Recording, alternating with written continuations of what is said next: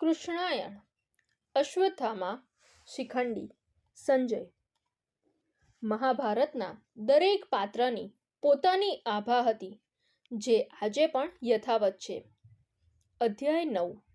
સારથી. જર, જમીન ને જોરું, ત્રણેય કજિયાના છોરું. આ ઉક્તિ દરેક કાળના દરેક યુદ્ધમાં લાગુ પડે. દુર્યોધનનો અહંકાર ભયાનક પરિસ્થિતિ પેદા કરનાર હતો. આ તેને પોષનારા નજીકના લોકો પણ જાણતા જ હતા. મામલો કુરુક્ષેત્રના મેદાન સુધી પહોંચ્યો હતો. લાખો લોકોનો કચ્ચર ઘાણ નીકળી ગયો હતો એ યુદ્ધમાં. એક પાત્ર સૌથી વધુ વિષાદ યોગમાં જીવી રહ્યું હતું, સહદેવ. જે માણસને આગળ શું થવાનું છે એ જાણકારી હોય, તેની મનોદશા, મનોવ્યથા કેવી દયનીય અને વિચિત્ર હશે. પિતાજી પાંડુ રાજાનું માંસ ખાવાથી ત્રિકાળ જ્ઞાની થઈ જવાશે. આ વાત જાણ્યા બાદ એકમાત્ર તેણે જ હિંમત કરી હતી. આ પણ નિયતિની જ રીત હતી, ખેલ હતો. અન્યથા જો પાંચેય ભાઈ ત્રિકાળ જ્ઞાની થઈ ગયા હોત તો તમામ ઘટનાઓ બીજા પરિપ્રેક્ષ્યમાં ઘટી હોત. સહદેવ મહાજ્ઞાની થઈ ગયેલ છે એ જાણીને કૃષ્ણએ કહ્યું, કોઈ પૂછે તો જ બતાવવાનું, નહીં તો મૃત્યુ પામીશ. લાક્ષાગૃહમાં સપડાઈ ગયા ત્યારે વગર પૂછ્યે કંઈ બોલ્યા વગર ચૂપચાપ સહન કરવાનું પસંદ કર્યું.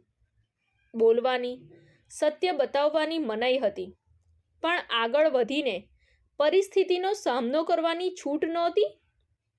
છુપો માર્ગ ક્યાં છે એ જાણતા હતા, એથી સ્વયં આગળ વધીને અગ્નિ જ્વાળાથી ભાગવા માંડે તો અન્ય ભાઈઓ તેનું અનુકરણ કરે. આવા દરેક ષડયંત્ર ટાણે આગોતરી જાણકારી હોવા છતાં મૌન ધારણ કર્યું હતું.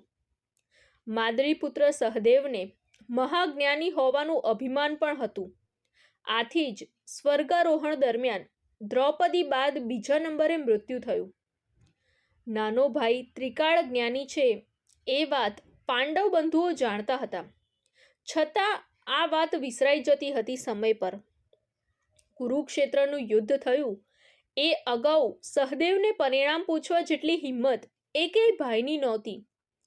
કૃષ્ણ અને સહદેવ બધું જ સ્પષ્ટતાપૂર્વક જાણતા હતા, સમજતા હતા. એક સવાલ જેટલું દૂર હતું પરિણામ. યુધિષ્ઠિર સૌથી વધુ ચિંતાગ્રસ્ત હતા. ધર્મરાજા હતા. યુદ્ધ રોકવું ભારે મુશ્કેલ હતું. સહદેવ તરફ નજર ગઈ હોવી જોઈએ. શું થશે? આટલું જ પૂછવાનું હતું અને તમામનો અંત વિગતવાર વર્ણન સાથે આપવા તૈયાર હતો સહદેવ. ધર્મરાજા યુધિષ્ઠિર સહદેવને સાથે લઈને દુર્યોધનને મળ્યા હોત અને કહ્યું હોત, જો સાંભળ મહાયુદ્ધનો ભયાનક અંત, તો કદાચ યુદ્ધ પડતું મુકાયું હોત. પણ આવું કોઈ ઈચ્છતું નહોતું, ન કૃષ્ણ ન નિયતિ. યુદ્ધ એ જ કલ્યાણ. મહાભારતનું યુદ્ધ ટળ્યું હોત તો આજે આ કથા આટલી પ્રાસંગિક ન હોત. તો શ્રી કૃષ્ણ રણ મેદાનમાં શ્રીમદ ભગવદ્ ગીતા કહી શક્યા ન હોત. ધર્મ બચાવવાની વ્યાખ્યા બદલાઈ ગઈ હોત. યુદ્ધ જ ન થયું હોત તો અનેક ઘટનાઓ ઘટી જ ન હોત. શું શ્રી કૃષ્ણનું અવતરણ કંસ, પૂતના, જરાસંઘને મારવા પૂરતું સીમિત હતું? કદાપી નહીં. વિરાટ સ્વરૂપ ધારણ કરીને કનૈયો કહેતો હતો, હે અર્જુન, આમ જો, હું જ કરતા છું. મહાભારતનું મહાયુદ્ધ કરાવવા, યુદ્ધ દરમિયાન ગીતા જ્ઞાન આપવા માટે જ શ્રી કૃષ્ણનું અવતરણ થયું હતું. સંજય ઉવાચ. આ પાત્રની મહાનતા અનન્ય છે. વેદવ્યાસ દ્વારા દિવ્ય દ્રષ્ટિ મળી. હસ્તિનાપુર નરેશ ધૃતરાષ્ટ્રના સારથી હતો, અંગત હતો. વિદ્વાન ગવલવણ પિતાનો પુત્ર સંજય દિવ્ય દ્રષ્ટિ પામવાને લાયક હતો. ધૃતરાષ્ટ્ર સાથે જ રહેવાથી તેમની વર્તણૂક, સ્વભાવથી પરિચિત હતો અને સ્પષ્ટ વક્તા પણ હતો. આજની ભાષામાં કહીએ તો લાઈવ રિપોર્ટિંગ કરનાર પ્રથમ પત્રકાર. આ ખાસ કામગીરી મળવાના અનેક કારણો છે. ધૃતરાષ્ટ્રને સીધી જ દિવ્ય દ્રષ્ટિ મળી નહીં, આનું પણ ચોક્કસ કારણ હતું. સંજયે કોઈ ઘટનાને જૈસે થે કહી હતી. પોતાના વંશનો નાશ થતો જોઈને ગુસ્સાથી ધ્રુજતા મહાન સામ્રાજ્યના રાજાથી ડર નહોતો લાગતો. શ્રી કૃષ્ણએ કહેલી ભગવદ્ ગીતા પણ સાંભળી અને શ્રી કૃષ્ણના વિરાટ રૂપના દર્શન પણ કર્યા. ન માત્ર દ્રશ્યો જોયા પણ અનુભવ્યા પણ ખરા. શ્રીમદ ભગવદ્ ગીતામાં સંજય ઉવાચથી શરૂ થાય છે. યુદ્ધ ટાળી શકાયું હોત?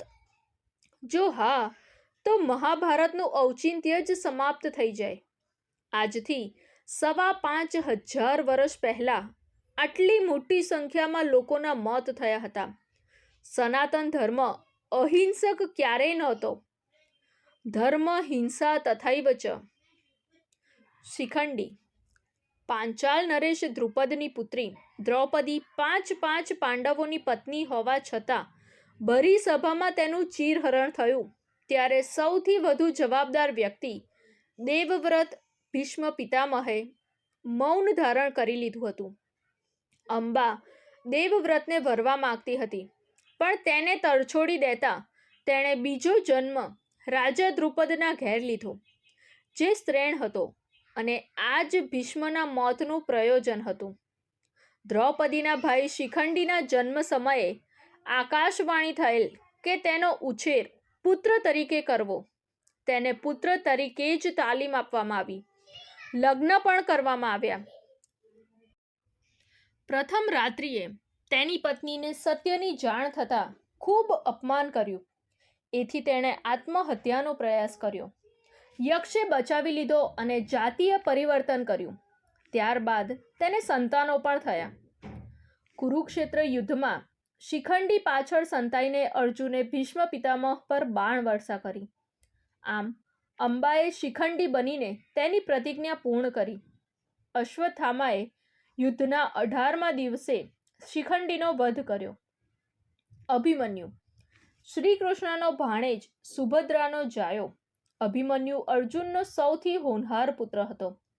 માતાના ગર્ભમાં જ 7 કોઠાનું યુદ્ધ શીખ્યો હતો, પણ અંતિમ પડાવ બાકી રહી ગયો હતો. કુંતા અભિમન્યુને બાંધે અમર રાખડી રે.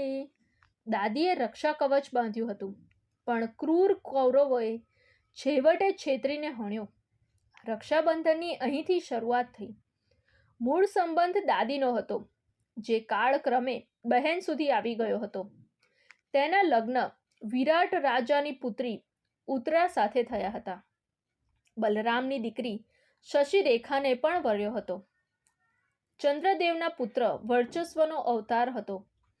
પુત્રના છળ કપટવાળા મોતથી વ્યથિત અર્જુન બીજા દિવસના સૂર્યાસ્ત પહેલા જયદ્રથને હણવાની પ્રતિજ્ઞા લે છે. અન્યથા અગ્નિ સ્નાન કરી લઈશ એવું પણ પ્રણ લે છે. કૌરવ પક્ષમાં ફફડાટ વ્યાપી ગયો. જયદ્રથને અર્જુનથી દૂર રાખવામાં આવે છે. સાંજ પડી છતાં તેને મારી શક્યો નહીં. આથી અર્જુન ચિંતિત બની જાય છે. આ જોઈને કૃષ્ણએ માયાવી જાળ બિછાવીને સૂર્યગ્રહણ રચે છે. નિયમ મુજબ સાંજ પડે ત્યારબાદ યુદ્ધ લડવું નહીં. આથી બંને પક્ષે હથિયાર હેઠા મૂકી દીધા. પાંડવ પક્ષે ઉદાસી છવાઈ ગઈ, જ્યારે કૌરવ સેના ગેલમાં આવી ગઈ. સૌની સાથે જયદ્રથ પણ અર્જુનનું અગ્નિ સ્નાન જોવા ઉતાવળે પગલે આવી પહોંચ્યો. બંને આમને સામને આવી ગયા. કૃષ્ણએ સૂર્યગ્રહણ હટાવી લીધું. આ જોઈને અર્જુને જયદ્રથનો વધ કર્યો. અશ્વત્થામા. અશ્વત્થામાના વંશજ મનાતા પુરાણ અને પાલાવા કુળ, જેમણે પુરાણ અને પૂર્વ મધ્યકાળે કાંચીપુરમમાં રાજ કર્યું. તેઓ આજના બુરહાનપુરમાં આવેલ અસીરગઢ નામના કિલ્લામાં પૌરાણિક શિવાલય આવેલ છે, ત્યાં અશ્વત્થામા આવે છે. દરરોજ લાલ ગુલાબ ઘરે છે. એમના વંશજો પૂજા અર્ચના કરે છે. અન્ય કેટલાક સ્થળોએ પણ અશ્વત્થામા આવે છે એવી લોકવાયકા છે. નર્મદા કિનારે આવેલા શૂલપાણેશ્વરના જંગલોમાં પણ ભટકતા હોવાની વાત છે. અહીંના માખણેશ્વર મહાદેવના દર્શન કરવા આવે છે. ચિરંજીવીઓમાંના એક ગૌતમી અને ઋષિ દ્રોણાચાર્યના એકના એક પુત્ર. કૌરવ પાંડવના ગુરુ દ્રોણાચાર્યને પાડવા લોઢાના ચણા ચાવવા જેવું હતું. આથી અફવા ફેલાવવામાં આવી કે અશ્વત્થામા હણાયો. ખરેખર તો આ નામનો હાથી હણાયો હતો. પુષ્ટિ કરવા માટે ધર્મરાજા યુધિષ્ઠિરને પૂછવામાં આવ્યું ત્યારે તેમણે નરોવા કુંજરો વા કહ્યું. પુત્રના મોતની વાત સાંભળીને તેઓ શોકમન્ય બન્યા. આ તકનો ફાયદો ઉઠાવીને પાંડવોએ વધ કર્યું. આથી અશ્વત્થામા ગુસ્સે થઈને રાત્રિમાં યુદ્ધ વિરામ દરમિયાન પાંડવો પર ત્રાટક્યો અને પાંડવોનો વધ કર્યો. શ્રી કૃષ્ણએ પાંડવોને જીવિત કર્યા. અર્જુન અશ્વત્થામા વચ્ચે યુદ્ધ ખેલાયું. અશ્વત્થામાએ અત્યંત શક્તિશાળી બ્રહ્મશિરા શસ્ત્રનો ઉપયોગ કર્યો. અર્જુને પણ એ જ હથિયારનો પ્રહાર કર્યો. વિનાશકારી બે હથિયારો આમને સામને આવતા ઋષિમુનિઓ તપસ્વીઓ ચિંતિત બન્યા. મહાવિનાશના એંધાણ વર્તાઈ રહ્યા હતા. આ રોકવા માટે બંનેને સમજાવ્યા. અર્જુન આ શસ્ત્રનો જ્ઞાતા હતો. તેણે શસ્ત્ર પાછું વાળ્યું, પણ અશ્વત્થામાથી આ ન થઈ શક્યું. પાંડવો પ્રત્યે ભારોભાર નફરત વ્યાપી ગઈ હતી. આથી આ ભયાનક શસ્ત્ર અર્જુનના પુત્ર અભિમન્યુની પત્ની ઉત્તરાના ગર્ભ પર ફેંક્યું. ગર્ભમાં રાજા પરીક્ષિત બળી જાય છે. પણ શ્રી કૃષ્ણએ ગર્ભને જીવિત કર્યો અને અશ્વત્થામાને શ્રાપ આપ્યો કે 6000 વર્ષ સુધી તે રોગથી પીડાશે અને તિરસ્કૃત અવસ્થામાં ભટક્યા કરશે. એવું પણ કહેવામાં આવે છે કે કળિયુગના અંત સુધી ભટક્યા કરવાનો શ્રાપ મળ્યો હતો. આજે પણ કોઈ અગોચર સ્થળે અશ્વત્થામા જીવે છે, શ્વસે છે. ઘણા સંતોએ એમને જોયાનો દાવો કર્યો છે. દ્રૌપદી સ્વયંવરમાં ભાગ લીધો હતો. કૌરવોની નજીક હતા. એમના કપાળે ચમકતો મણિ હતો, જે એમની વિશેષતા દર્શાવે છે. એમ પણ કહી શકાય કે ભારદ્વાજ ગોત્રના બધા જ લોકો અશ્વત્થામાના વંશજ હોઈ શકે, કેમ કે ભારદ્વાજ ઋષિ અશ્વત્થામાના દાદાજી થાય. અશ્વત્થામા બલિર્વ્યાસો હનુમાનશ્ચ વિભીષણઃ કૃપાઃ પરશુરામશ્ચ સપ્તૈતઃ ચિરંજીવિનાઃ સપ્તૈતાન સંસ્મરન્નિત્યં માર્કાંડેયમનસ્થાટં જીવેર્ધ્વર્ષતઃ સોપી સર્વવ્યાધિ વિવર્જિતઃ. સપ્ત ચિરંજીવી સ્તોત્રમ. આ મંત્રમાં જણાવ્યું છે કે 7 અમર અશ્વત્થામા, બલિ, વ્યાસ, હનુમાન, વિભીષણ, કૃપા અને પરશુરામનું સ્મરણ વ્યક્તિને બીમારીઓથી મુક્તિ અને દીર્ઘાયુષ્ય આપે છે. શબ્દબાણ. હનુમાનજી સિવાયના ચિરંજીવીઓને આપણે લગભગ વિસરી ગયા છીએ. નથી કોઈ મોટા સ્થાન, મંદિરો બનાવ્યા કે નથી આપણી પ્રાર્થનાઓમાં સ્થાન આપ્યું. ભગવાન પરશુરામના મંદિરો હોવા જોઈએ તથા અન્ય ચિરંજીવીઓના પણ મંદિરો હોવા જોઈએ. આ મહાન આત્માઓ સહશરીર આપણી વચ્ચે વસે છે. ડુંગરીની ખીણમાં, નદીના તટ પર, દરિયાના બેટમાં અથવા આપણી કલ્પના પણ કામ કરતી બંધ થઈ જાય એવા કોઈ અગોચર સ્થળે આ આત્માઓ વસે છે. આપણે એમની જન્મ જયંતિ પણ ભૂલી ગયા છીએ. આવો વારે તહેવારે અમર મહાત્માઓને વંદીએ. અને હા મિત્રો, આપણી ચેનલને સબસ્ક્રાઈબ જરૂરથી કરી લેશો જી.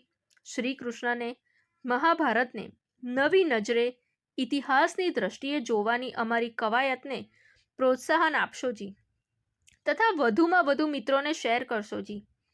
જય શ્રી કૃષ્ણ. કૃષ્ણ સદા સહાય તે.